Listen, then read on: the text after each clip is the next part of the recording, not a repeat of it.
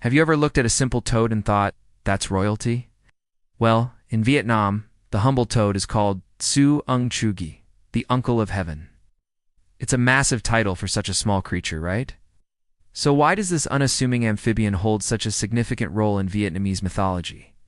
Stick around, because the story involves a celestial court, a divine drum, and the power to command the rain. The most famous legend is about a great drought that parched the land. All the animals were suffering, but it was a brave little toad who decided to take matters into its own hands. It led a small army of creatures, a bee, a rooster, a tiger on a journey to the heavens to petition the Jade Emperor for rain. When they arrived, the guards tried to stop them, but the toad had a clever plan. It ordered the bee to sting the guards, the rooster to crow loudly, and the tiger to roar, creating a huge commotion. The chaos was so great that the Jade Emperor had to come out and see what was happening. Pressed by the toad's courage and determination, the emperor not only granted its request for rain, but also gave it a special privilege. He declared that from then on, whenever the toad ground its teeth, it would rain. Ow. This is why, even today, the croaking of toads is seen as a sign of impending rain. The toad, through its bravery, became a hero, a rain caller, and the respected uncle of heaven. It's a powerful story about how even the smallest among us can make a big difference. But the frog's role in Vietnamese culture isn't always so heroic.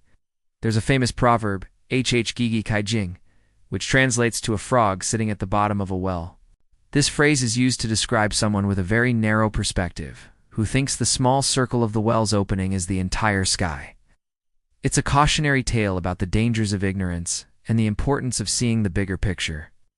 So the frog is both a symbol of courage and a warning against a limited worldview. It's a fascinating duality, showing how one animal can represent completely different ideas. Now, let's look at the science behind the myth. Why do frogs and toads actually croak before it rains? It's not because they're grinding their teeth to summon the gods. It's all about biology and atmospheric pressure. Frogs breathe through their skin, which needs to stay moist.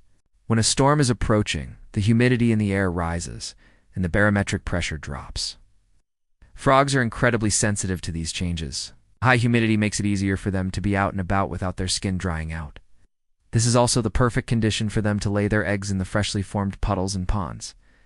So their loud croaking is essentially a happy chorus, celebration, and a mating call, all triggered by the perfect weather conditions for them to thrive. So what can we learn from this? The ancient Vietnamese story of the toad demanding rain is a beautiful piece of folklore, testament to the power of courage and unity. The scientific explanation, on the other hand, reveals the intricate and wonderful workings of the natural world. Perhaps the truth lies somewhere in between. Maybe the frogs aren't divine rain callers, but their voices, amplified before a storm, serve as a powerful reminder.